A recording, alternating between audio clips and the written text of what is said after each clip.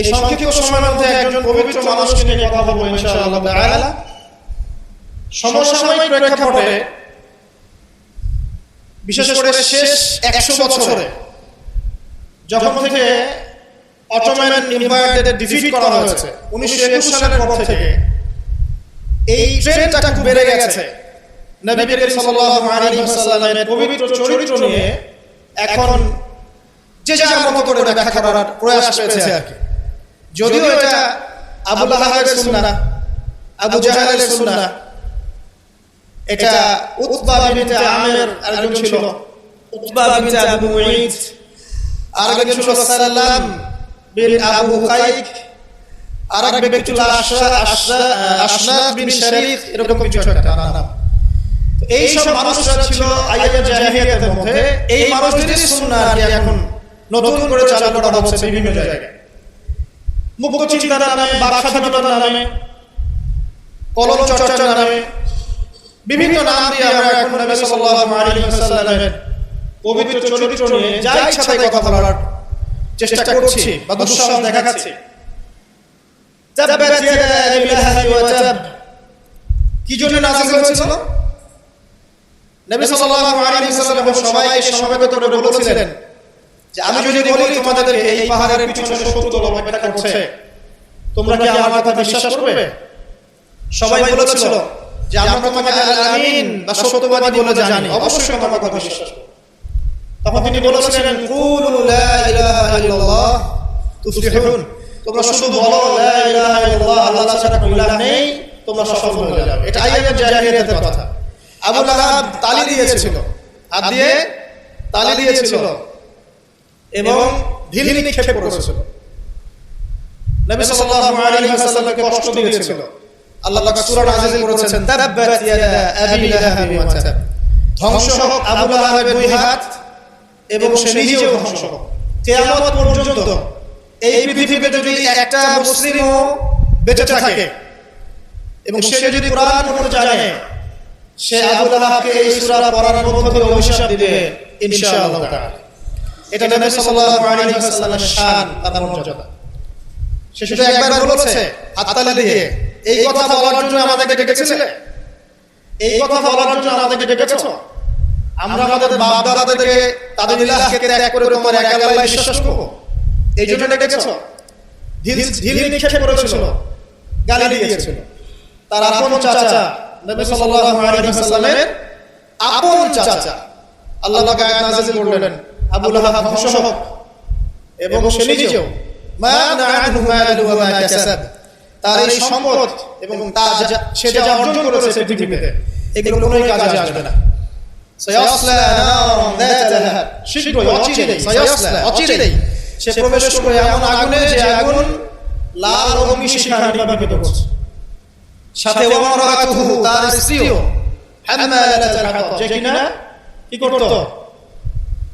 হাম্মালাতুল হাতাব, খড়টা বহন করত, নবী সাল্লাল্লাহু আলাইহি ওয়াসাল্লাম আঙিনায় ফেলতো। ফি জিদিহা হাবলুম মিন মাসাদ, তার গলায় থাকবে খেজুর পাকা রশি। এটা যে আযাব দেওয়া হবে, নাউযুবিল্লাহ। কিয়ামত পর্যন্ত যত মানুষ বেঁচে থাকবে মুসলিম, যারা কোরআন পড়বে, ছোট হোক বড় হোক, ধনী গরীব, সাদা কালো, যে কোনো জায়গা, যে কোনো জাতি, যে কোনো বর্ণের, যে কোনো রঙের, আবু লাহাবকে সে কিয়ামত পর্যন্ত গালি দিতে থাকবে। এটা আল্লাহ পাকের বিচার। আর পরকালে তো তার জন্য যন্ত্রণাদায়ক শাস্তি অপেক্ষা করছে। আরেকজন ব্যক্তি ছিল যার নাম উতাইবা, এই আবু লাহাবের ছেলে। একদিন নবী সাল্লাল্লাহু আলাইহি ওয়াসাল্লামকে সে গিয়ে বলছে ওয়ান নাজমি ইযা হাওয়া, এই সূরার এই প্রথম দিকের আয়াতগুলো আমি বিশ্বাস করি না। এক পর্যায়ে নবী সাল্লাল্লাহু আলাইহি ওয়াসাল্লামের সাথে বাকবিতণ্ডা করতে লাগলো। আমাদের নবী যদি তর্ক করতেন না, স্বল্পভাষী, মিষ্টি ভাষী, নরম মানুষ ছিলেন, তর্ক করতেন না, নিজে কাউকে কখনো থাপ্পড় দেননি, এমন মানুষ ছিলেন। তো সেই মানুষটাকে সে মুখে থুতু নিক্ষেপ করেছিল, তবে এই থুতুটা তার মুখ পর্যন্ত পৌঁছে নাই, আল্লাহ পাক পৌঁছাতে দেননি। আরো কষ্ট দেওয়ার জন্য তার জামা তারা হেঁচড়া করছিল। আর রাহিম মাহফুম বইয়ের মধ্যে আছে, পড়ে দেখবেন। আল্লামা সফিউর রহমান মুবারকপুরী রাহিমাহুল্লাহ রচিত আর রাহিমুল মাকতুম, যেটা 1187টা বা 85টা বইয়ের মধ্যে ফার্স্ট প্রাইজ পেয়েছে, প্রথম স্থান অধিকার করেছে এই বই। এখানে লেখা আছে তো নবী সাল্লাল্লাহু আলাইহি ওয়াসাল্লাম কষ্ট পেয়েছিলেন। কষ্টে যখন তিনি বলেছেন আল্লাহর কাছে, ওই মুহূর্তে বলেছেন আল্লাহ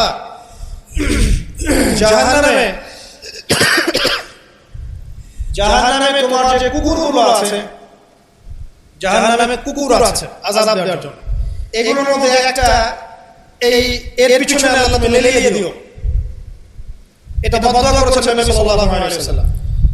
আমাদের কিছু সুশীল আছে যারা বলতে চায় যে নবী সাল্লাল্লাহু আলাইহি ওয়াসাল্লাম কখনো কটু ভাষা ব্যবহার করতেন না, কখনোই না। প্রয়োজনের মধ্যে নবী সাল্লাল্লাহু আলাইহি ওয়াসাল্লাম বদয়া করেছেন, প্রয়োজনের মধ্যে নবী সাল্লাল্লাহু আলাইহি ওয়াসাল্লাম টানা 2 মাস ধরে বদয়া করেছেন। কোথায়? রাজির ঘটনা। রাজি একটা ঝর্ণার নাম, একটা কুকুরের নাম, এক ভাবে ব্যাখ্যা করে। এখানে 10 জন সাহাবীকে চোরাগোপ্তা হামলা চালিয়ে হত্যা করা হয়। এক দল লোক এসে বলেছিল আপনার সাহাবীদের মধ্যে এমন কিছু সাহাবীকে পাঠান যাদেরকে আমাদের কওমে নিয়ে গেলে ইসলাম শেখা যাবে, মুআল্লিম। নবী সাল্লাল্লাহু আলাইহি ওয়াসাল্লাম 10 জন সাহাবীকে পাঠিয়েছিলেন। এই 10 জনকে ট্র্যাপে ফেলে, এখন যেমন মুসলিমদেরকে ট্র্যাপে ফেলে হত্যা করা হয়, ট্র্যাপে ফেলে 10 জনকে হত্যা করা হয়। 3 জন ভাগ্যবশত বেঁচে যান, পাহাড়ের উপরে আশ্রয় নেন। তাদেরকে বলে তোমরা নেমে আসো, আমাদেরকে ছেড়ে দেব। তারা তীরের আগে থেকে ক্ষতবিক্ষত ছিলেন, তারা মনে করলেন হয়তো তারা অঙ্গীকার রক্ষা করবে, নেমে আসলেন। নামার সাথে সাথে তাদেরকে বেঁধে ফেললো, মক্কায় বিক্রি করে দিল। তাদের মধ্যে একজনের নাম খুবাইব রাদিয়াল্লাহু আনহু। খুবাইব রাদিয়াল্লাহু আনহু, যার নাম আমাদের যুব সমাজ জানে না। আমাদের যুব সমাজ শাহরুখ খানের নাম জানে, খুবাইব রাদিয়াল্লাহু আনহুর নাম জানে না। যাকে মক্কার সবার সামনে, একটা গাছের নিচে মক্কার সবার সামনে শুলদণ্ড দিয়ে হত্যা করা হলো। শুলদণ্ড মানে পিছনের রাস্তা দিয়ে কিছু একটা লোহার দণ্ড প্রবেশ করিয়ে মাথা দিয়ে বের করে দেওয়া। এই দণ্ডকে তাকে হত্যা করা হয়েছে। হত্যা করার আগে তাকে বলা হয়েছে তুমি কি চাও? সে বলেছে আমি 2 রাকাত নামাজ পড়তে চাই। এবং নামাজটাকে সংক্ষিপ্ত করেছে। সংক্ষিপ্ত করে সে হাত তুলে আল্লাহর কাছে দোয়া করেছিল, আল্লাহ উপস্থিত যারা আছে এদের একটাকেও তুমি ছেড়ো না। ওয়াকতুলহুম বাদাদা, তাদের সবাইকে তুমি সবগুলোকে এক জায়গায় করে হত্যা করো। দেখা গেছে ওই সবার লাশ বদরের রূপে পড়েছিল। বদরের পরেও যে যুদ্ধগুলো হয়েছে এগুলোতে এরা মারা গেছে। বদরের পরে যে যুদ্ধগুলো হয়েছে এর পরে এগুলো মারা গেছে। আসলে ঘটনাটা বদরের পরেই সম্ভবত। যাই হোক, আমি যেটা বলতে চাচ্ছি, খুবাইব রাদিয়াল্লাহু আনহুকে তখন অপশন দেওয়া হয়েছিল যে তোমার জায়গায় যদি মুহাম্মদ সাল্লাল্লাহু আলাইহি ওয়াসাল্লামকে হত্যা করি তুমি কি নিষ্কৃতি দিবে? সে তখন বলেছিল রাদিয়াল্লাহু আনহু যে আমার জায়গায় মুহাম্মদ সাল্লাল্লাহু আলাইহি ওয়াসাল্লামের একটা চুলকেও যদি আঘাত প্রাপ্ত করা হয় আমি সেটাও বরদাস্ত করব না।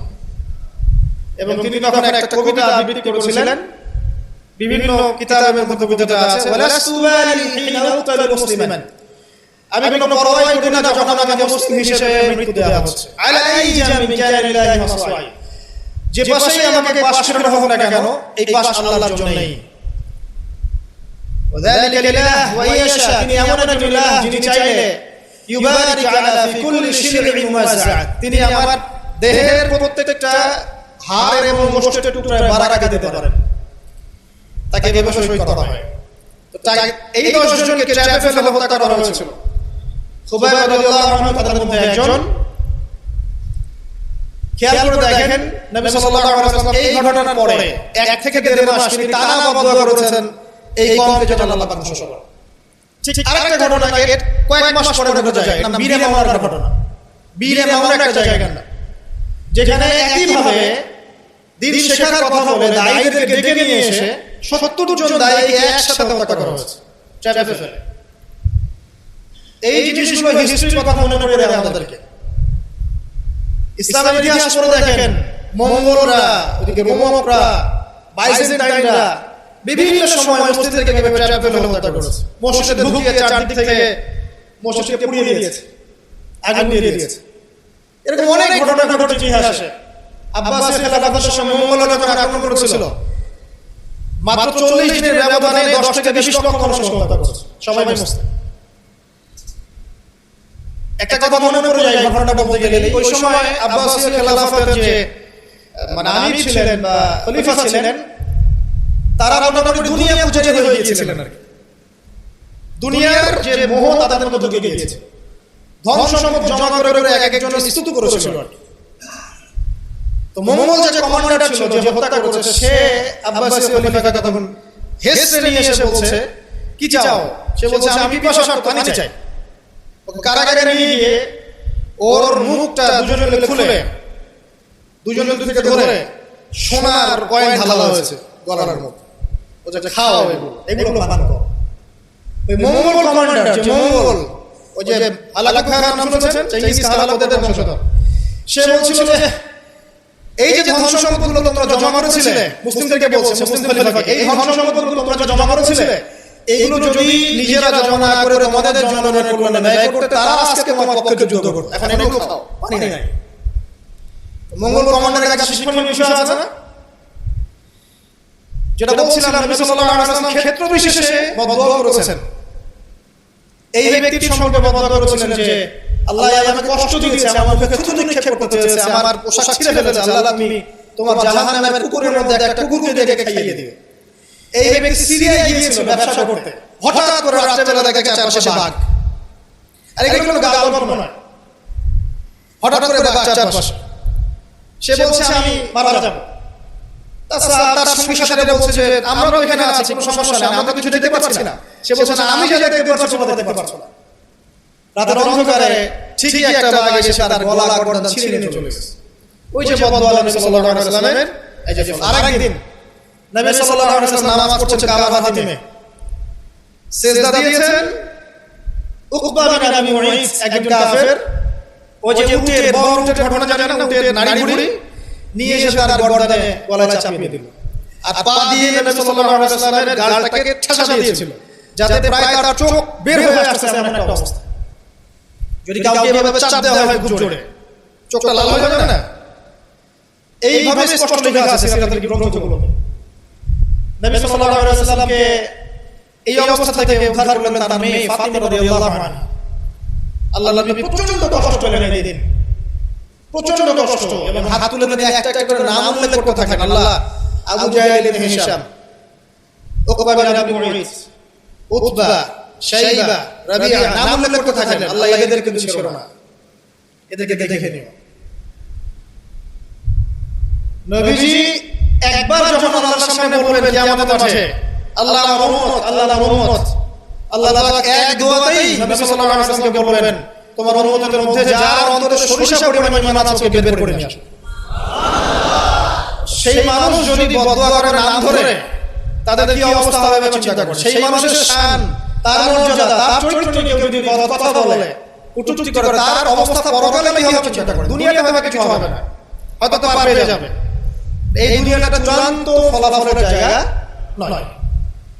আর মুসলিমরা এখন দুর্বল, তাদের আল্লাহর কাছে দোয়া করা ছাড়া কোনো অপশন নাই। দোয়ার অনেক অনেক ক্ষমতা আছে। নবী সাল্লাল্লাহু আলাইহি ওয়াসাল্লাম দোয়া করলেন, এই 10 জন ব্যক্তির লাশ বদরের প্রান্তরে পাওয়া গেছে। আবু জাহেল দেখবেন বদরের নিহত হয়েছে, উতবা, শাইবা, সবগুলা বদরের কূপে। এবং কূপে যখন তাদেরকে ফেলা হয়েছে, নবী সাল্লাল্লাহু আলাইহি ওয়াসাল্লাম কূপের পাশ দিয়ে যাওয়ার সময় বলছিলেন, তোমরা কি তোমাদের জাযা পেয়ে গেছো? তখন সাহাবীরা বলছে, ইয়া রাসূলুল্লাহ, তারা তো মাইয়িত, তারা তো শুনতে পাচ্ছে না, আপনি কার সাথে কথা বলছেন? নবীজি বললেন, অবশ্যই তারা আমার কথা শুনছে। আরেকজন ব্যক্তি ছিল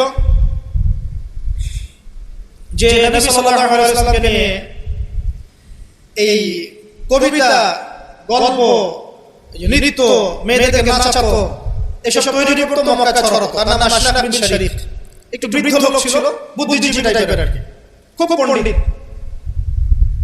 তো এই কাজ করতে থাকতো। নবী করিম সাল্লাল্লাহু আলাইহি ওয়াসাল্লাম বদদুয়া করেছিলেন, প্লেগ, বসন্ত, গায়ে পচন ধরার মধ্যে দিয়ে লোকের মৃত্যু হয়েছে। আরো আছে, বলতে গেলে অনেক সময় চলে যাবে, আপনাদের সময় খুব শর্ট। আমি অন্য টপিকে যেতে যাচ্ছি আর কি। আমি বলতে চাচ্ছি, এই আইয়াম জাহেলিয়া থেকে এটা চলে আসছে। নবী করিম সাল্লাল্লাহু আলাইহি ওয়াসাল্লামকে জীবিত অবস্থায় 23 বছরে মোট 16 বার হত্যা করার চেষ্টা করা হয়েছে। কতবার? এবং তাকে এই 23 বছরের নবী জীবনে প্রায় 15টা গালি খেতে হয়েছে। সাহের, জাদুকর, কাযাব, মহামিথ্যাবাদী, ফারিকুল জামাত বিভক্তকারী, ঐক্য নষ্টকারী, অনেক কথা শুনতে হয়েছে 15টার মতো।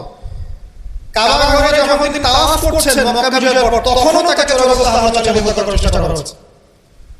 তিনি বসে আছেন, তার সামনে তরবারি নিয়ে গেছে। আল্লাহ ওহীর মাধ্যমে জানিয়ে দিয়েছেন, তিনি বলেছেন তরবারি কি জন্য এনেছো? আমাকে হত্যা করার জন্য। সাথে সাথে সে মুসলিম হয়েছে। ইহুদিরা ডেকেছে, এই যে বনু নাজির গোত্র, যাদের ঘটনা সূরা হাশরের মধ্যে বর্ণিত আছে। সূরা হাশরের পিছনে দেখবেন বনু নাজিরের ঘটনা আছে। বনু নাজির এরা ডেকেছে নবী সাল্লাল্লাহু আলাইহি ওয়াসাল্লামকে চুক্তি নিয়ে আমরা কথা বলবো, আমরা শান্তি নিয়ে কথা বলবো, এই জন্য ডেকেছে। নবী করিম সাল্লাল্লাহু আলাইহি ওয়াসাল্লাম আবু বকর রাদিয়াল্লাহু আনহু নিয়ে গিয়েছেন, দেয়ালের পাশে বসেছেন, উপর থেকে পাথর ফেলে হত্যা করার চেষ্টা করা হচ্ছে। আল্লাহ পাক জানিয়ে দিয়েছেন, তিনি সেখান থেকে চলে গেছেন। প্রায় 16 বার, আমার ছোট ছোট গবেষণা সিরাতের বইগুলো পড়ে দেখেন, প্রায় 16 বার তাকে হত্যা করার চেষ্টা করা হচ্ছে। তাকে জীবিত অবস্থায় প্রায় 15টা গালি খেতে হয়েছে। কিন্তু প্রত্যেকটা বিষয়ের রিফ্লেকশন একই রকম ছিল না। মাক্কি জীবনে নবী সাল্লাল্লাহু আলাইহি ওয়াসাল্লাম প্রচন্ড সবর এবং ধৈর্যের পরিচয় দিয়েছেন। দোয়া করেছেন, বদদোয়া করেছেন, হেদায়েতের দোয়া করেছেন। কিন্তু মাদানী জীবনে যখন নবী করিম সাল্লাল্লাহু আলাইহি ওয়াসাল্লাম যখন স্টেটের প্রধান, রাষ্ট্রপ্রধান, তার কাছে ইকোনমিক পাওয়ার, পলিটিক্যাল পাওয়ার, সামরিক পাওয়ার সবকিছু আছে, একটা সুপার পাওয়ার মতো, ঠিক তখন তিনি এই অপবাদ সহ্য করেন নাই। একজন ব্যক্তি কাব বিন আশরাফ নবী করিম সাল্লাল্লাহু আলাইহি ওয়াসাল্লামকে বলেছেন, ওকে মেরে চলে আস। সাহাবীগণ এই মিশনটা বাস্তবায়ন করেছে। ওরা একজন ছিলেন সাল্লাম বিন খাইর, এর আরেক ইহুদি নেতা। নবীজি একদিন বললেন, আমাকে কষ্ট দিয়েছে, কে আছে আমার মনে শান্তি দিতে পারে? তিনজন সাহাবী চলে গেলেন। খায়বারের দুর্গের মধ্যে ঢুকেই তার কিসাস করা হয়েছে। সবসময় রিফ্লেকশন একরকম ছিল না। মক্কা বিজয়ের পরে, মক্কা বিজয়ের দিন তিনি সবাইকে ক্ষমা করে দিয়েছেন আমভাবে, শুধু এক শ্রেণীর মানুষ বাদ দিয়ে। যার মধ্যে এক শ্রেণী হচ্ছে যারা নবী করিম সাল্লাল্লাহু আলাইহি ওয়াসাল্লামের সারা জীবন বিভিন্নভাবে কথা, গান, লেখা, নর্তকী বিভিন্নভাবে তাকে কষ্ট দিত। ইবনু খাতাল নামে একজন ব্যক্তি ছিল, সে কাবাগরের গেলাম ধরে ঝুলেছিল। ওই অবস্থায় আলী রাদিয়াল্লাহু আনহু তাকে হত্যা করেছে।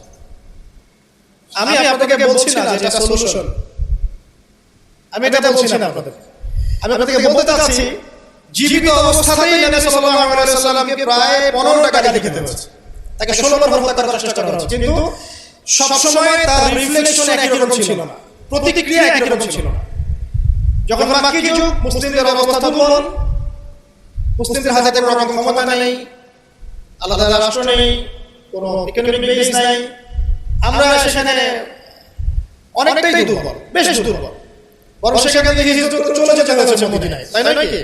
সেক্ষেত্রে ওই জায়গায় নবী করিম সাল্লাল্লাহু আলাইহি ওয়াসাল্লাম কোনো রকম সামরিক এগ্রেশন নেন নাই, কোনো রকম সামরিক বা আঘাতের বদলে আঘাত, এই টাইপের কোনো কনক্লুশনে তিনি যাননি। সবর করেছেন, বদদোয়া করেছেন। ঠিক যেমন আমি বললাম, আমাদের করণীয় এখন এটাই, সবর করতে হবে, আপনাকে বদদোয়া করতে হবে, আপনি নিজের আদর্শ থেকে দেখাবেন, ইত্যাদি ইত্যাদি। এখন আপনার সেই ক্ষমতা নাই, এখন আপনি এরকম ইনিশিয়েটিভ নিতে যাবেন না। এই অবস্থায় আপনি এরকম ইনিশিয়েটিভ নিতে যাবেন না যেমনটা নবীজি মদিনায় নিয়েছিলেন। তাহলে মুসলিমরা উল্টা ক্ষতির মধ্যে পড়তে পারে, বরং জমিন মুসলিমদের জন্য আরো সংকুচিত হয়ে আসতে পারে। কিন্তু মদিনার যুগে নবী সাল্লাল্লাহু আলাইহি ওয়াসাল্লাম যখন সেরকম ক্ষমতা ছিল, তখন তিনি অ্যাকশন অন্যরকম নিয়েছেন। যদি কখনো এই জমিনে আল্লাহ পাক ইসলামকে আবার সেই জায়গায় নিয়ে যান, তখন সেই অ্যাকশন নেওয়া হবে। চোরের যে হাত কাটে, চুরি করলে হাত কেটে দেওয়া হয়, এটাকে আপনি এই ধরনের কোনো সিচুয়েশনে বাস্তবায়ন করতে পারবেন? পারবেন না, সিম্পল, বিকজ এটা ইসলামিক স্টেট নয়। যদি কোনো জায়গায় আল্লাহ পাক পৃথিবীর কোনো জায়গায় ভবিষ্যতে কোথাও এরকম কোনো স্টেট কায়েম করেন, আল্লাহ চাইলে করতে পারেন, আল্লাহ চাইলে পারেন। যেটা এখন মোটামুটি বলতে গেলে সারা বিশ্বে কোথাও নাই। যেখানে যেখানে আছে একটু আইওয়াস, আমার কাছে আইওয়াস। কারণ চোরের হাত কেটে যদি আমি ইহুদিদের সাথে বন্ধুত্ব করি, তাহলে একটা কত ইসলামের রাষ্ট্র হলো, সেটা আল্লাহ ভালো জানে। কথা বুঝতে পারছেন? চোরের হাত কাটলাম ঠিকই, কিন্তু আমি এদিকে আমার ইকোনমিক সেকশনে, সামরিক সেকশনে সব ইহুদি খ্রিস্টানদের সাথে বন্ধুত্ব করে রেখেছি, এটা কত ইসলামিক স্টেট আল্লাহ ভালো জানে। যাই হোক, ওদেরকে আমি আমার মাথা ব্যথা নাই। বিষয়টা হচ্ছে যদি কখনো আল্লাহ পাক এমন কোনো জায়গায় দেন মুসলিমদেরকে ভবিষ্যতে, তখন চোরের হাত ঠিকই কাটা হবে, তখন ব্যভিচারের শাস্তি ঠিকই দেওয়া হবে, জেনার জন্য বেত্রাঘাত করা হবে, ইত্যাদি ইত্যাদি। কিন্তু সেটা তো আপনি এখন করতে পারবেন না। তাই এখন কোনো আত্মঘাতী অবস্থায় যাবেন না, এটা সবচেয়ে বড় কথা, আমার সবচেয়ে প্রথম নসিহত। নবী করিম সাল্লাল্লাহু আলাইহি ওয়াসাল্লামকে নিয়ে অনেক কথাবার্তা হচ্ছে চারপাশে হবে, এমন কোনো আত্মঘাতী পদক্ষেপ নেবেন না যাতে ইসলাম আরো সংকুচিত হয়, মুসলিমদের অবস্থা আরো খারাপ হয়। এখন কি করবেন সেটা আগে বলছি। প্রথম কথা হচ্ছে, এখন আপনাকে আমাকে নিজেকে আগে নবী সাল্লাল্লাহু আলাইহি ওয়াসাল্লামের সুন্নতের উপর দাঁড়াতে হবে। আমি প্রতিদিন ক্লিন শেভ করি, আর নবী সাল্লাল্লাহু আলাইহি ওয়াসাল্লামকে কেউ কটূক্তি করেছে, তাকে নিয়ে আমার মাথা ব্যথা শেষ নাই। আগে নিজের গালে দাঁড়িয়ে নিয়ে আসো তুমি। আমি 5 ওয়াক্ত সালাতই আদায় করি না, ইসলামকে নিয়ে কেউ যদি ব্যঙ্গ করে, আমি এমন শোনানো শুরু করি যাতে মনে হয় আমি একমাত্র পাক্কা মুসলিম, আর মুসলিমই না। আগে নামাজ পড়েন যথাযথ, নবীর সুন্নাহগুলো নিজের উপর আগে ইমপ্লিমেন্ট করেন, নিজের উপর আগে বাস্তবায়ন করেন। সবার আগে এটা কাজ আমাদের। দ্বিতীয় কাজ কি? নিজের পরিবারের মধ্যে ইসলামের নবী সাল্লাল্লাহু আলাইহি ওয়াসাল্লামের সুন্নাহগুলো যথাযথ বাস্তবায়ন করেন। এটা এখানে তো কেউ আপনাকে চাপ প্রয়োগ করছে না, আপনি চাইলে আপনার পরিবারটাকে ইসলামিক পরিবেশে গড়ে তুলতে পারেন। এটা আপনার প্রথম দায়িত্ব, প্রথম থেকে কাজ। নবীর সুন্নাহর উপর থেকে মানুষকেও সুন্নাহ দিকে ডাকা, এটা কাজ। নবীর আদর্শে নিজে আগে এস্টাবলিশ হয়ে দেখানো যে এটাই নবীর সুন্নাহ। আজকে আমাদেরকে দেখলে অনেক সময় মানুষ বাজে মন্তব্য করে, মুসলিমরা যে মাথা কম দিচ্ছে, মুসলিমরা মজুদ করছে, মুসলিমরা সুদ খাচ্ছে, মুসলিমরা ঘুষ নিচ্ছে, মুসলিমরা দুর্নীতি করছে, মুসলিমদের দিকে আঙুল তুলছে সবাই। এই জিনিসগুলো কি নবীর আদর্শ? আমরা তো নিজেরাই নবী করিম সাল্লাল্লাহু আলাইহি ওয়াসাল্লামের আদর্শের উপর অ্যাপ্রোপ্রিয়েট থাকতে পারছি না, তাহলে আমরা কি সত্যিকার অর্থেই আদর্শ উম্মাহ হতে পেরেছি? আমাদের প্রথম কাজ আগে এইটা, আগে নিজের উপরে ইমপ্লিমেন্ট করা। দেখবেন এভাবে যখন আমরা প্রত্যেকেই নবীর সুন্নাহ মেনে চলবো, জীবনে, পারিবারিক জীবনে, ইবাদতে, অর্থনীতিতে, সমাজে চলাফেরায়, মুআমালাতে, দেখবেন ইনশাআল্লাহ তাআলা আস্তে আস্তে দেখবেন পরিবেশ পরিস্থিতি সব পরিবর্তন হবে। তাই প্রথম নসিহত, অনেকেই কিছু উগ্রপন্থী কমেন্ট করে থাকেন ফেসবুকে, এটা ওটা, এগুলো তো জানেন না প্রিয় ভাইয়েরা, এগুলো আমাদের দিনের জন্য একটা ক্ষতি ডেকে আনবে। এবং যারা ইচ্ছাকৃতভাবে মুসলিমদেরকে উস্কায়, তারা চায় যে মুসলিমরা এমন কোনো কাজ করুক যাতে তারা মুসলিমদেরকে ডমিনেট করার কোনো সুযোগ খুঁজে পায়। আত্মঘাতী কোনো পদক্ষেপে যাবে, এটা আমার প্রথম নসিহত। এবার আসেন আমরা কয়েকটা পয়েন্টে দেখাবো নবী সাল্লাল্লাহু আলাইহি ওয়াসাল্লাম আসলে কেমন চরিত্রের মানুষ ছিলেন, কি করেছেন, এবং দিন শেষে তিনি কি পেয়েছেন, আমাদেরকে কি দিয়ে গেছেন, এবং আমাদের বেসিক্যালি তার জীবনে নিয়ে কি কাজ করা দরকার। আমি জাস্ট এতটুকু কথা বলে আজকে শেষ করব। আমি একটা পয়েন্ট শুরু করছি, 1 নাম্বার দেখেন, নবী করিম সাল্লাল্লাহু আলাইহি ওয়াসাল্লাম যে সমাজে ছিলেন, আইয়ামে জাহিলিয়াত বলি না আমরা, কেন বলি? কারণ সেখানে জাহিলি কাজ হতো। এই তো জাহিলি কাজ মানে অবদানপূর্ণ কাজ, মূর্খতাপূর্ণ কাজ। তাহলে জাহিলকে যে জাহিলিয়াতের কাজ করে সে জাহিল, আলেমকে যে ইলম অনুযায়ী আমল করে সে আলেম। একইভাবে জাহিল সে যে জাহিলিয়াতের কাজ করে। আইয়ামে জাহিলিয়াতে নবী সাল্লাল্লাহু আলাইহি ওয়াসাল্লাম যখন নবী হচ্ছেন বা নবী হওয়ার আগে পরের সময়টা আপনি একটু সিরাত ঘাটাঘাটি করে দেখেন, দেখবেন ওখানে মেইন সমস্যা হচ্ছে শিরক। আল্লাহ পাকের একত্বতার সাথে শিরকের মিশ্রণ, 1 নাম্বার। 2 নাম্বার ছিল রিবা, সুদ।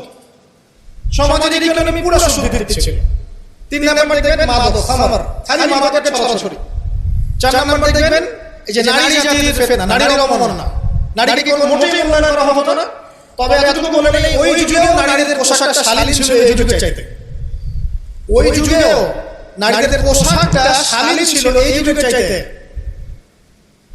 কিন্তু ওদের অধিকার দেওয়া হতো না, বৈবাহিক অর্থনৈতিক অধিকার দেওয়া হতো না। জেনা ছিল বেশি, ব্যভিচার ছিল বেশি, জুয়া এগুলো বেশি ছিল, এবং গোত্রীয় হানাহানি দ্বন্দ্ব সংঘাত বেশি ছিল। এখন আপনি একটু ঠান্ডা মাথায় চিন্তা করেন, এই প্রত্যেকটা প্রবলেম একটা বিশ্বে নাই, ওই জাহিলি যুগের চেয়ে বেশি আছে না কম আছে?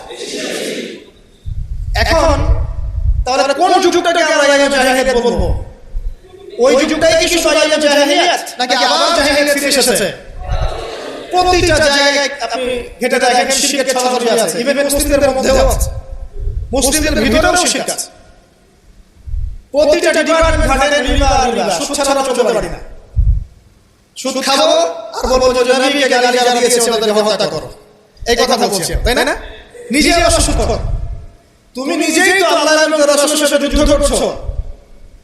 আল্লাহ পাক কি বলেছেন? যে ব্যক্তি সুদ ছাড়ছে না সে কার সাথে যুদ্ধ করছে? আল্লাহ এবং রাসূলের সাথে যুদ্ধ করছে। তাহলে কোন মুখ নিয়ে আমি কথা বলতে পারবো না? আমি নিজেই রিবা খাই। পরিবর্তনটা কোথায় দরকার ভাই? নিজেদের আগে না? আচ্ছা, এখন থেকে সারা ওয়ার্ল্ড রিবা কেন্দ্র। আমি এটা ব্যাখ্যা করতে যাচ্ছি না। এরপরে মাদক, আপনারা ভালো জানেন যে প্রত্যেকটা যুব সমাজের এই যে সেক্টর, স্কুল লেভেলের বাচ্চারা পর্যন্ত এখন ভয়াবহ সব মাদক সেবন করছে। নামও শুনি আমরা কখনো। মাদকদ্রব্য নিয়ন্ত্রণ অধিদপ্তর তাদের যত কাজ করছে, ক্লান্ত হয়ে যাচ্ছে, তাও মাদক থামাতে পারছে না। প্রশাসনের লোকজন মাদকের বিষয়ে রেড দিতে দিতে মিশন চালাতে ক্লান্ত হয়ে যাচ্ছে। একটাকে ডিফেন্ড করছে, আরেকটা নতুন মাদক আসছে। দেখবেন এগুলো কি পরিকল্পিত না? আর যুব সমাজ ধ্বংস করার জন্য। তো দেখেন ওই জাহেলিয়াত এখন নাই। নারী যে ফেতনা অবমান নাই, এটাকে আগে ছেড়েছে না কমেছে? এই সংক্ষিপ্ত সময়ে ব্যাখ্যা করতে যাচ্ছি না, আপনারা ভালো জানেন বেড়েছে না কমেছে? মেয়েদের পোশাক, এখন মেয়েদের পোশাক আছে না? ছেলেদের পোশাক পরেও মেয়েরা নরম থাকছে না? ফ্যামিলিস্ট রেভলিউশনের কারণে মেয়েরা ছেলেদের জায়গা নিয়ে নিয়েছে না? সমাজে জেনা বেড়েছে, পরকীয়া বেড়েছে, ধর্ষণ বেড়েছে। এর বিপক্ষে পশ্চিমারা কোনো সমাধান দিতে পেরেছে? নবী সাল্লাল্লাহু আলাইহি ওয়াসাল্লামের বহু বিবাহ নিয়ে যারা কথা বলে, তাদের দেশে 91% মেয়ে ধর্ষণের, 91% যে রেপ হয়, 100% রেপের মধ্যে 91% মহিলা। এবং যাদের বয়স 20 বছরের কম, 18 বছরের কম, 18 বছরের কম প্রায় 46% সম্ভবত আমি দেখলাম মেয়ে রেপের শিকার হয়েছে। ওই সভ্যতায় যারা আমাদের শিখায় যে ইসলামে বহু বিবাহ কেন নবী সাল্লাল্লাহু আলাইহি ওয়াসাল্লাম এতগুলো বিয়ে করেছেন, তারা শিখায়। বাদ দেন, ওদিকে আমি যাচ্ছি না। মূল কথা বলছি যে এই জাহেলিয়াতের সমাজটাকে নবী সাল্লাল্লাহু আলাইহি ওয়াসাল্লাম পরিবর্তন করেছিলেন কিনা? কত বছরের মধ্যে? মাত্র 23। আমাকে একটা সমাজবিজ্ঞানী দেখান, একটা রাজনৈতিক নেতা দেখান, একটা অর্থনীতিবিদ দেখান, একটা দার্শনিক দেখান, একজন মহামানব দেখান, লিডার দেখান, যে মাত্র 23 বছরের ব্যবধানে পুরো আইয়াম জাহিলিয়াতকে এমনভাবে পরিবর্তন করেছেন যে মক্কা বিজয়ের পরে না মক্কায় কোনো শিরক আছে, না কোনো সুদ আছে, না কোনো মাদক আছে, না কোনো নারীর হেনস্থা অবমাননা আছে, না বেপরদা অশ্লীলতা আছে, না জিনা আছে, না ব্যভিচার আছে, না গোত্রীয় হানাহানি বিবাদ আছে। একটা মানুষ দেখান সারা বিশ্বে। চরিত্র কি নিয়ে গঠিত হয়? শুধু কি বিবাহ কেন্দ্রিক বিষয় নিয়ে চরিত্র গঠিত? মানুষের চরিত্র বলতে আমরা কি বুঝি? তার কথা, তার কাজ, তার আকীদা, তার আচরণ, তার ইবাদত, তার মুআমালাত, তার সামাজিক ব্যবসা, তার সিলাতুর রাহিম, তার সমাজ জ্ঞান, তার অর্থনৈতিক জ্ঞান, তার পলিটিক্যাল জ্ঞান, সবকিছু মিলেই তো একটা মানুষের ক্যারেক্টার। যখন ক্যারেক্টারের প্রশ্ন আসে নবী সাল্লাল্লাহু আলাইহি ওয়াসাল্লামকে নিয়ে সরাসরি চলে যায় বিবাহ। কারণ আর কোনো সেক্টর নাই ক্যারেক্টার আলোচনা করার। ওগুলো তো ডিফেক্ট করাই যাবে। যাদের সাথে এই পর্যন্ত বাসে বসেছেন তারা তো আর ওই বিষয়গুলো বোঝে না যে কোন জ্ঞান দিয়ে এই ইন্টারনালি ব্লাইন্ড সেক্টরের পর্যন্ত ডিফেক্ট করা যায়। তারা তো ইসলামিক বিষয়গুলো শুধু উপস্থাপন করবে, বাইরের বিষয়গুলো আনতে পারছে না। সো একটা মানুষের চরিত্র কত মহান হলে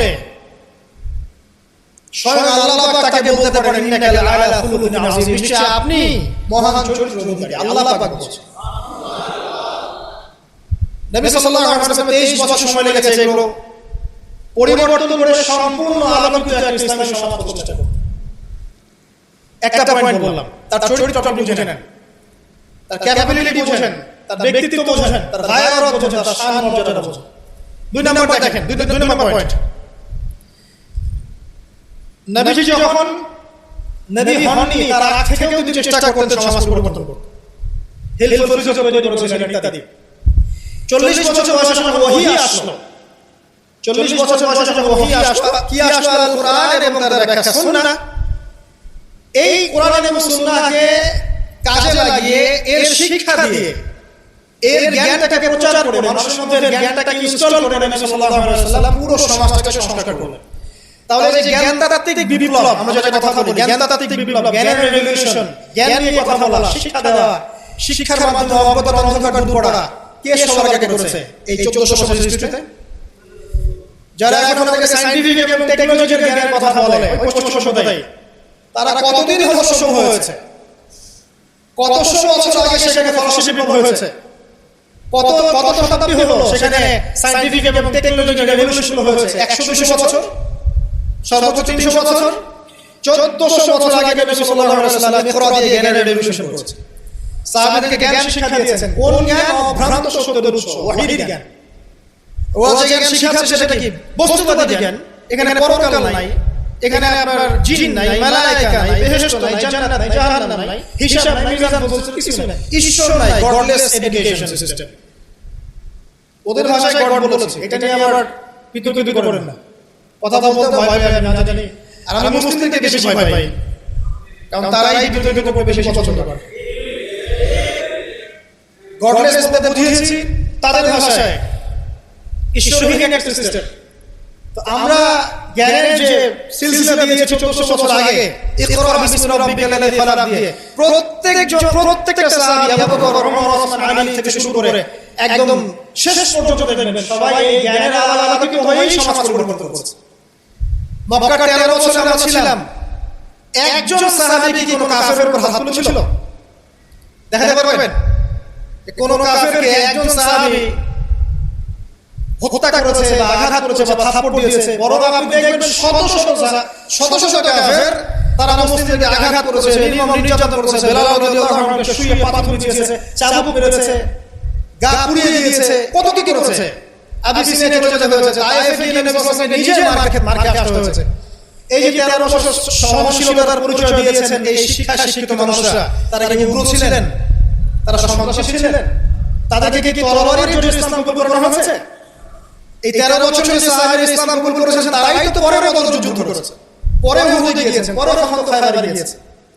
এই যে বেসিকটা তৈরি করেছি আমরা মক্কা 13 বছরে, এই 13 বছরটা কি উগ্রতা দিয়ে প্রশস্ত করা হয়েছিল? কোন রকমের আগ্রাসী মনোভাব চর্চা করা হয়েছে? কিছু করা হয়নি। শুধু জ্ঞানতাত্ত্বিক সলিউশন, জ্ঞান শিক্ষা দেওয়া হয়েছে, কোরআন শিক্ষা দেওয়া হয়েছে, হাদিস শিক্ষা দেওয়া হয়েছে। এই শিক্ষার মধ্য দিয়ে যখন হৃদয়টা পরিবর্তন হয়েছে তখন মানুষ আল্লাহর কাছে আত্মসমর্পণ করেছে। এই ছিল আমাদের মক্কা 13 বছর।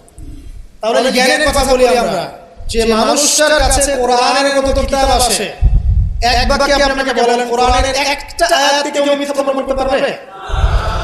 কোরআন কারীমের মধ্যে যারা পরিমাণ কি মিথ্যা আছে বা অমানবিক কোনো বিষয় আছে?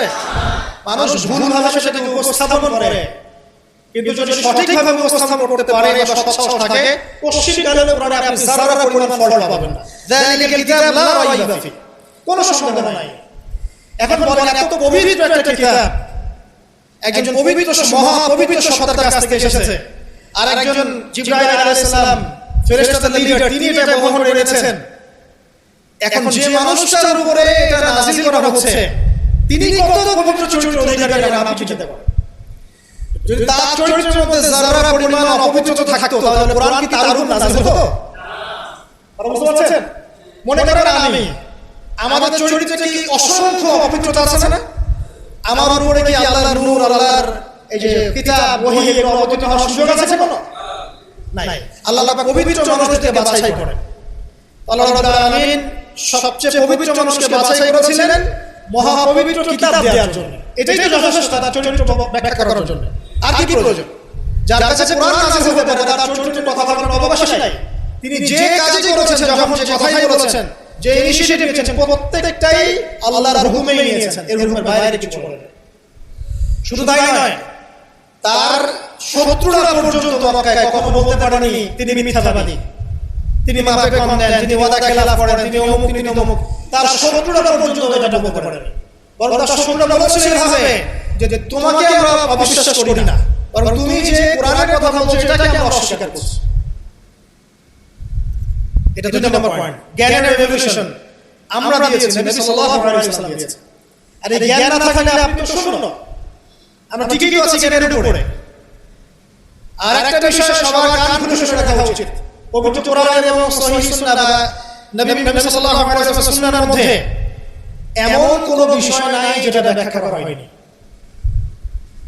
এটা মানতে যদি আপনার আপত্তি থাকে আমরা আপনার সাথে লড়াই করব না, আমরা আপনার সাথে ঝগড়া করব না, বিবাদ করব না, আপনাকে আঘাত করব না। আপনাকে বিনয়ের সাথে বলবো আপনি আরো 10 বার স্টাডি করেন, আপনি আরো 10 বার স্টাডি করেন, কোরআন এবং সুন্নাহকে আরো 10 বার স্টাডি করেন, আপনি খুঁজে পাবেন ইনশাআল্লাহ কোরআন এবং সুন্নাহর মধ্যে কোন রকমের ভুল ত্রুটি মানবতা বিরোধী কিছু নেই। আল্লাহ পাক আমাদের সবাইকে বোঝার তৌফিক দান করুন। এগুলো রাখেন ভাই, কে বুদ্ধি দিচ্ছে আপনি রাখেন, এটা রাখেন।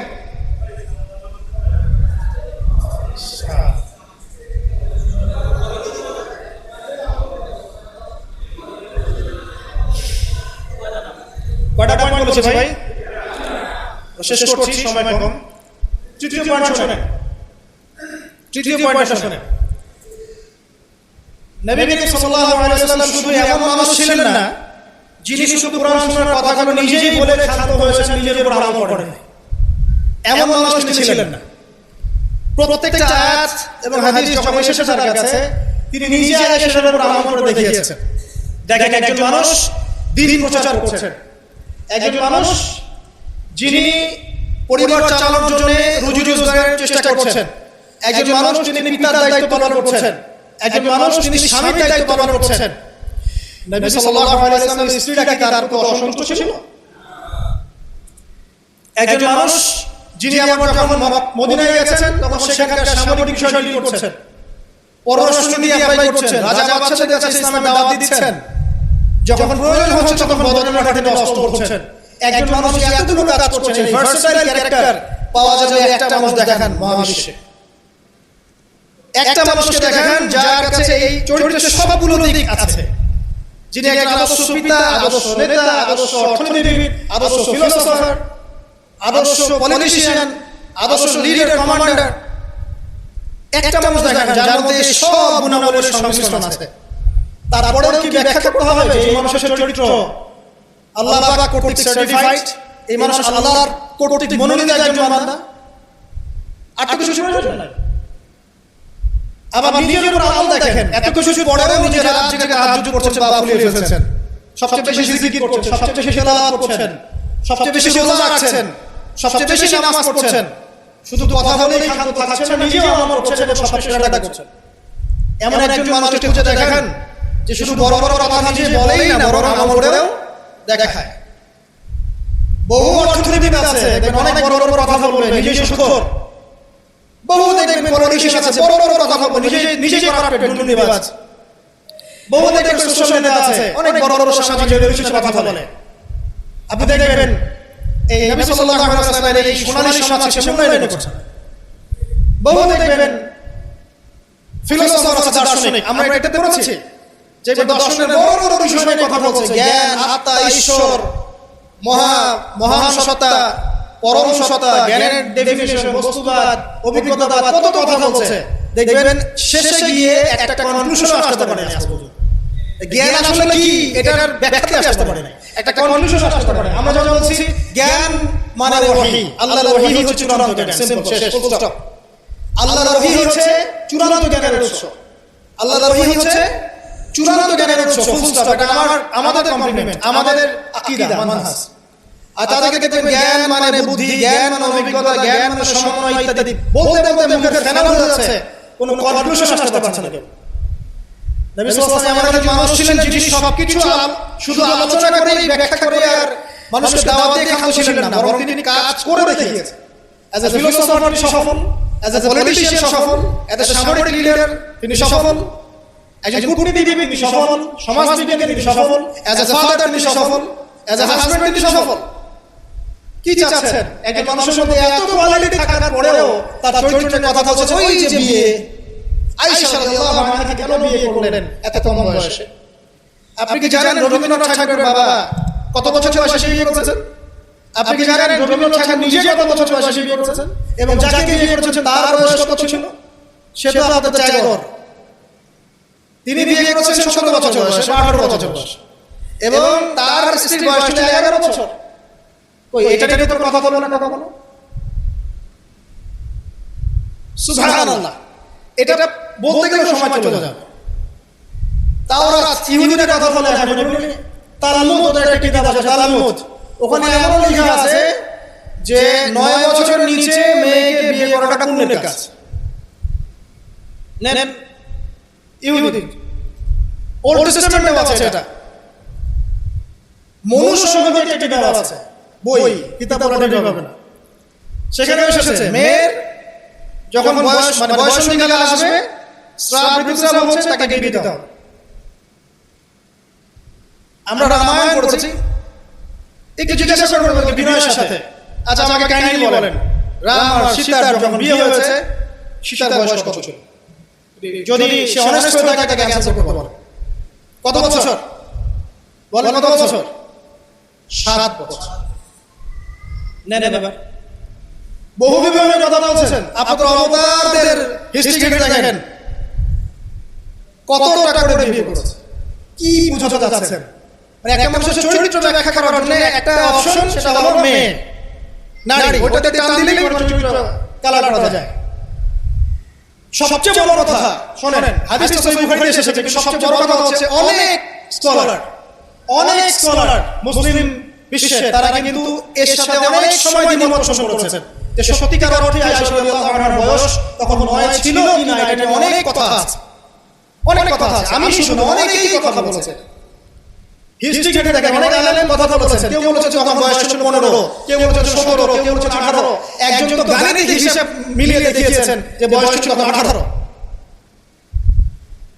আর একটা কথা আসলে চোখ বন্ধ করে এটাকে হজম করে নিয়ে আমরা এটাকে ডিফেন্ড করার চেষ্টা করি। সুবহানাল্লাহ, বাদ দেন ওদিকে যাচ্ছি না। আমরা এই বিষয়গুলো নিয়ে তর্ক করার জন্য খুব আয়োজন করছি, তার চরিত্রের যে মৌলিক বিষয়গুলো এগুলো সমাজের সামনে উপস্থাপন করার আমার মূল উদ্দেশ্য। আমি 3টা পয়েন্ট বলেছি, আরেকটা পয়েন্ট বলছি শুনেন। নবী করিম সাল্লাল্লাহু আলাইহি ওয়াসাল্লাম এই যে 23 বছরের জীবনটা কথা বলেছি, প্রথম 3 বছর গোপনে দাওয়াত দিয়েছেন, এরপর প্রকাশ্যে দাওয়াত দিয়েছেন, ধৈর্যশীল ছিলেন, সবর করেছেন, মার খেয়েছেন, নিজের মাতৃভূমি ছেড়ে চলে গেছেন, সেখানে তাকে আল্লাহ পাক ক্ষমতা দিয়েছেন। আমি আপনাকে একটা স্যাক্রিফাইস করে দেখাচ্ছি, একটু স্যাক্রিফাইস করে দেখেন। তিনি কি ভালো ঘরের সন্তান ছিলেন না? তার কি টাকা পয়সার অভাব ছিল? তার স্ত্রী খাদিজা রাদিয়াল্লাহু আনহা, যাকে তিনি 40 বছরের একজন নারীকে তিনি বিয়ে করেছেন, এই জায়গায় কিন্তু তাদের কথা নাই, আছে? যখন তার বয়স মাত্র 25 বছর, কোন 25 বছরের যুবক 40 বছরের নারীকে বিয়ে করতে চাইবে? এবং তিনি যতদিন জীবিত ছিলেন ততদিন তিনি আরো স্ত্রী গ্রহণ করেন নাই। বাদ দেন, তার কিন্তু টাকা পয়সা, আধিপত্য, প্রতিপত্তি, বংশের এগুলো গৌরবের অভাব ছিল না। তারপরেও তার স্যাক্রিফাইস হতে দেখেন, তিনি মার খাচ্ছেন, তার দাঁত শহীদ হচ্ছে, তার রক্ত ঝরছে, তায়েফে তার রক্ত দিয়ে জুতা আটকে গেছে, তাকে গালি দিতে হচ্ছে, তাকে হত্যার চেষ্টা সহ্য করতে হচ্ছে, আত্মীয় স্বজন তাকে ছেড়ে চলে যাচ্ছে, তাকে অর্থনৈতিক বয়কট করা হচ্ছে, গাছের ছাল তাকে শিয়ারে আবু তালেব 3 বছর নিয়ে সময় কাটাচ্ছেন, নিজের মাতৃভূমি ছেড়ে চলে যেতে হচ্ছে, কষ্ট, যুদ্ধ করতে হচ্ছে, না খেয়ে থাকতে হচ্ছে, খন্দকের যুদ্ধে নিজের এই পেটের মধ্যে পাথর বেঁধে থাকতে হচ্ছে, পরপর 3 দিন তার ঘরে চুলা জ্বলছে না, তার ঘরে খাবার নাই, এই খেজুরের রস খেয়ে তিনি জীবনযাপন করছেন, তার স্ত্রীর ঘরে খাবার নাই। একজন মুসাফির এসেছে, খাবার চাচ্ছে, তিনি বলছেন দেখো আমার স্ত্রীর ঘরে খাবার আছে কিনা, প্রত্যেকটা স্ত্রীর ঘর সার্চ করে এক খাবার পাওয়া গেল। স্যাক্রিফাইস করছেন, ঘুম নাই, বিনীত রজনী যাপন করছেন, এই যে শারীরিক কষ্ট, মানসিক কষ্ট, অর্থনৈতিক কষ্ট, দেশ ত্যাগ করা, এই যে কঠিন সবর সংগ্রাম মুজাহাদা, তার স্বার্থটা কি আমাকে বল, তার কি স্বার্থ? এখানে নবী সাল্লাল্লাহু আলাইহি ওয়াসাল্লামের ব্যক্তি স্বার্থটা কোথায়? তাকে তো আল্লাহ পাক মাকামে মাহমুদ দিয়েছেন, জান্নাতের সর্বোচ্চ মাকাম আল্লাহ পাক তাকে দিয়েছেন। ইন্না আতাইনাকাল কাউসার, তোমাকে আমি কাউসার দিয়েছি, সম্মান দিয়েছে, মর্যাদা দিয়েছে। আলাম ইয়াজিদকা ইয়াতীমান ফাআওয়া ওয়া ওয়াজাদাকা দাল্লান ফাহাদা ওয়া ওয়াজাদাকা আইলান ফাআগনা। আচ্ছা সুবহানাল্লাহ, আলাম নাশরাহ লাকা সাদরাকা ওয়া ওয়াদা'না আনকা ওয়িজরাক আল্লাযী আনকাযা যাহরাক ওয়া রাফa'না লাকা যিকরাক। তার জিকির, তার স্মরণকে সম্মানিত করা হয়েছে। সারা দুনিয়ার মানুষ তার নাম সাল্লাল্লাহু আলাইহি ওয়াসাল্লাম পড়ে। প্রত্যেকটা মুসলিম এই উম্মত মুহাম্মাদের মধ্যে মুসলিম বানানো মুসলিম, whoever is তার মৃত্যুর পরে তার চেহারাকে দেখানো হবে, বলা হবে এই ব্যক্তিকে যাকে তোমাদের কাছে পাঠানো হয়েছে। তিনি আমাদেরকে ভাই বলে সম্বোধন করছেন। তিনি বলছেন, আকাশ আমি আমার ভাইদের দেখতে পেতাম। সাহাবীরা বলছেন, আমরা কি আপনার ভাই নই? তিনি বলছেন, না, তোমাদের পরে যারা আসবে আমাকে না দেখেই বিশ্বাস করবে এরা আমার ভাই। সব নবীকে দোয়া কবুলের ইখতিয়ার দিয়ে দেওয়া হয়েছে। সব নবী দোয়া দুনিয়ায় করে ফেলেছেন। আমাদের নবী এত কষ্ট করার পরেও দুনিয়াতে দোয়া করেন নাই। তিনি পরকালে দোয়াটা জমা রেখেছেন। সেটা শাফাআত, আমাদের সবার জন্য শাফাআত করবেন তিনি। ইনশাআল্লাহ এই শাফাআতের সমস্ত অভিযোগকারী ব্যক্তি জান্নাতে যাবে। আমাকে বলেন, সব নবী যখন ইয়া নাফসি নাফসি করবে, স্বয়ং নবীরা পর্যন্ত, এই নবীর মধ্যে আদম আছেন, নূহ আছেন, মুসা ঈসা নবী আছেন আলাইহিস সালাম, ইব্রাহিম আলাইহিস সালাম আছেন, আবুল আম্বিয়া ওয়াল মুরসালিন। তখন তিনি বলবেন, ইয়া উম্মতি ইয়া উম্মতি, এখন আমাকে বলেন তার সার্থক হয়। তিনি যে এত হিউজ একটা স্ট্রাগল করলেন সারা জীবন ধরে। আমি আপনাকে তার স্ট্রাগলের সর্বশেষ নমুনা বলছি। একদম মৃত্যু সজ্জায় যখন তার মৌতের যন্ত্রণা উঠেছে, তিনি বলছেন মৃত্যুর যন্ত্রণা প্রচন্ড, তিনি কথা বলছেন আর চেহারাটা মুছছেন পানি দিয়ে। তখন ফাতিমা রাদিয়াল্লাহু আনহা এসে বলছেন, আমার বাবার কষ্ট, আমার বাবার কষ্ট। আর ফাতিমা রাদিয়াল্লাহু আনহাকে তিনি কানে কানে একটা কথা বললেন। ফাতিমা রাদিয়াল্লাহু আনহা হাসতে শুরু করলেন। তখন আয়েশা রাদিয়াল্লাহু আনহা পরে জিজ্ঞাসা করেছিলেন যে, কি বলেছে তোমাকে তোমার বাবা? তিনি বলেছিলেন যে, আমাকে আমার বাবা বলেছে যে এই যন্ত্রণাটা তার ইন্তেকাল হবে। তখন আমি কাঁদতে শুরু করলাম। তারপরে আমাকে তিনি বললেন, আমার পরিবারের মধ্যে তুমি সবার আগে আমার সাথে দেখা করবে জান্নাতে। তখন আমি হাসতে শুরু করলাম। এই জায়গায় একটা ঘটনা ছিল, সেটা হলো যখন তিনি প্রচন্ড কষ্ট করছেন মৃত্যুর যন্ত্রণায়, ফাতিমা রাদিয়াল্লাহু আনহা তিনি বলছেন, আমার বাবার কষ্ট। নবী সাল্লাল্লাহু আলাইহি ওয়াসাল্লাম বলছেন, শোনো ফাতিমা, লিসেন, এই স্টেটমেন্টটা ভালো করে শোনেন এবং মন থেকে উপলব্ধি করার চেষ্টা করেন। তিনি বলেছেন, হে ফাতিমা, আজকের পর থেকে তোমার বাবার কোনো কষ্ট থাকবে না। আমার কথা বুঝতে পারছেন না? আজকের পর থেকে তোমার বাবার কোনো কষ্ট থাকবে না, মানে আজকে তিনি জান্নাতুল ফিরদাউসে চলে যাবেন। এই যে 23 বছর তিনি ছিলেন নবী হিসেবে, প্রতিটা দিন রাত তাকে দিনের জন্য কষ্ট করতে হয়েছে। শারীরিক কষ্ট, মানসিক কষ্ট, খাদ্যের কষ্ট, বাসস্থান। আচ্ছা, আমরা অনেক কথা বলি অনেক নেতাদেরকে নিয়ে, অনেক দার্শনিক, বিজ্ঞানী, সমাজ বিজ্ঞানী, ফিলোসফার, বুদ্ধিজীবী ইত্যাদি। আমাদের যা আছে আমরা একটু মিলাই নবী সাল্লাল্লাহু আলাইহি ওয়াসাল্লাম কি ছিল। এই মহান নেতা যিনি সারা জীবন কষ্ট করলেন, শেষে ফাতিমা রাদিয়াল্লাহু আনহাকে বলছেন, আজকের পর কোনো কষ্ট থাকবে না, আজকেই শেষ, সব কষ্ট আজকেই শেষ হয়ে যাবে। এই ব্যক্তির কি বাড়ি ছিল ডুপ্লেক্স? এই ব্যক্তির কতটুকু জমি ছিল? এই ব্যক্তি কতটুকু খাবার খেয়েছে প্রত্যেকদিন? এই ব্যক্তির কয়টা আলিশান জামা ছিল আমার মতো আপনার মতো? এই ব্যক্তির কত ব্যাংক ব্যালেন্স ছিল? এই ব্যক্তি কি ছিল দুনিয়াতে? দুনিয়ার জীবন চলার জন্য তার ঘরে কি ছিল আসলে? আমাদের প্রত্যেকের ঘরে যা আছে নবী সাল্লাল্লাহু আলাইহি ওয়াসাল্লামের চেয়ে বেশি সম্পত্তি আছে। এই হিউজ স্ট্রাগল তিনি করলেন কার জন্য, মানে কাদের জন্য? তিনি পেলেনটা কি? এক কথা উত্তর হচ্ছে, এই কষ্ট তিনি করেছেন উম্মত মুহাম্মাদের জন্য। আফসোস, দুর্ভাগ্য যে আজকে উম্মত মুহাম্মাদের মধ্যে এক শ্রেণীর মানুষ তার চরিত্র নিয়ে কথা বলে, দুঃসাহস করে, লজ্জায় তাদের মাথা হেঁটে হয়ে যায় না। লজ্জা থাকতে হয় মানুষের মধ্যে। তো ধরেন কেউ একজন আপনার প্রতি ইহসান করেছে, অনেক উপকার করেছে আপনার, আপনি যদি তাকে নিয়ে ভালো মন্দ কথা বলা শুরু করেন, বুঝতে হবে আপনার নির্লজ্জ প্রকৃতির মানুষ, লজ্জা নেই আপনার। আপনি একজন মানুষের কাছে ইহসানগুজার, সে আমার জন্য কত পরিশ্রম করেছে, আপনার তো তার পা ধুয়ে দেওয়া উচিত। সাহাবায়ে কেরাম এই কাজটাই করতেন এবং তারা আল্লাহ এবং তার রাসূলকে আপন মনে করতেন। কোনদিন তার কাছে গিয়ে কোনো হাত চেপেছে, কখনো ফিরে আসে না খালি হাতে। কোনদিন কেউ দান চেয়েছে ফিরিয়ে দেন। একদিন নামাজে দাঁড়িয়েছেন, ইকামত হওয়ার পরে আবার বাসা চলে গিয়েছে। সাহাবায়ে অবাক, কি ব্যাপার? একটু পর ফিরে আসলেন, বললেন আমার কাছে কিছু দিনার ছিল, এগুলো সাদাকা করে তারপর নামাজে দাঁড়াবো।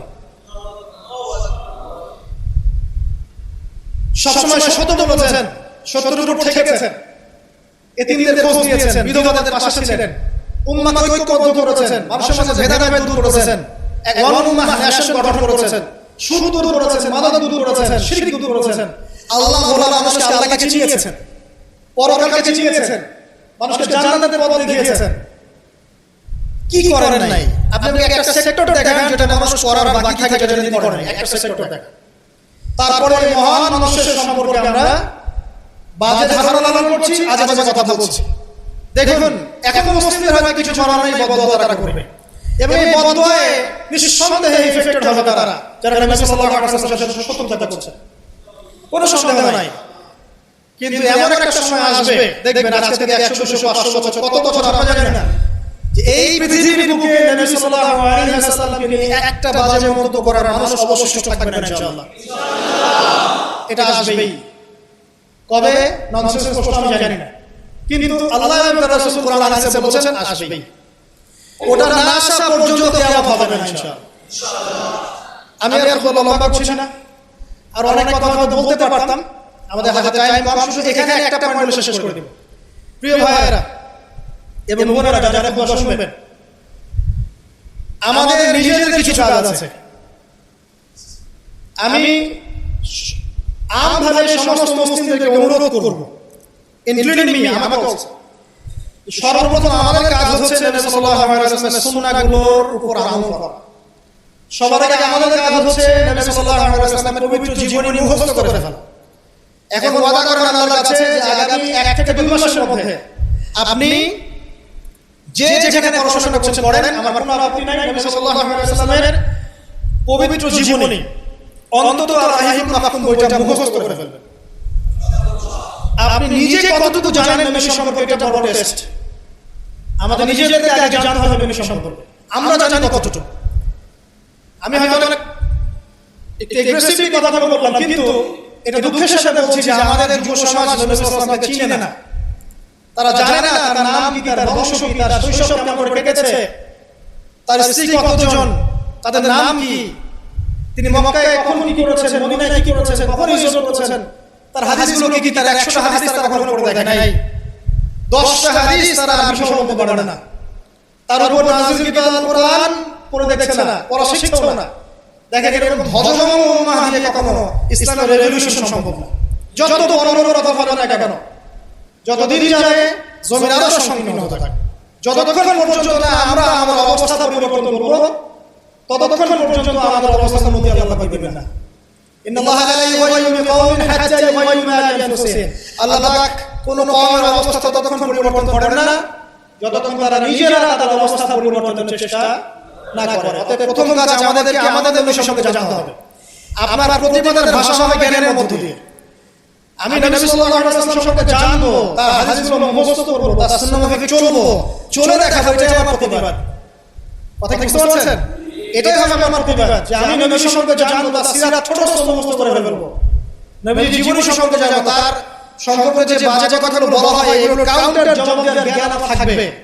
আমি তার হাদিসের উপর আমল করব, মানুষকে দাওয়াত দেব, এটাই হবে আমার প্রতিবাদ। প্রতিবাদের অনেক ভাষা থাকে, শুধু উচ্চপদ চললেই প্রতিবাদ হয় না। নিজেদেরকে আগে আমাদের তার আদর্শের উপর স্ট্যাবলিশ হতে হবে, তখন গিয়ে ওই হাদিসের এই আয়াতের উপর আমল হবে। লাকাদ কানা লাকুম ফি রাসূলিল্লাহি উসওয়াতুন হাসানাহ। এবং এই উসওয়াতুল হাসানাহ আমরা জীবনের সব ক্ষেত্রে বাস্তবায়নের চেষ্টা করব ইনশাআল্লাহ আযজা ওয়াজাল। প্রিয় ভাইরা, রাসূলের সিরাত পড়ুন, সিরাত মুখস্থ করুন, নবী সাল্লাল্লাহু আলাইহি ওয়াসাল্লামের হাদিসগুলো মুখস্থ করুন, কোরআন অবশ্যই পড়া শিখুন, কোরআনের দাওয়াত মানুষকে দিন। উগ্র পন্থায় যাবেন না, একই সাথে শৈথিল্যবাদী হবেন না, মধ্যম পন্থায় থাকেন, ইসলামের দিকে মানুষকে ডাকতে থাকেন। রাতারাতি কোনো ফলাফল পাওয়া যায় না, আস্তে আস্তে আস্তে আস্তে দেখবেন ফলাফল আসবে। নিজেদের সন্তানদেরকে কোরআন শেখান, হাদিস শেখান, নবীর আদর্শ শেখান, মসজিদ মাদ্রাসাগুলো গড়ে তোলেন, আবাদ করেন, সিলেবাসে পরিবর্তন আনেন, আধুনিকতা নিয়ে আসেন।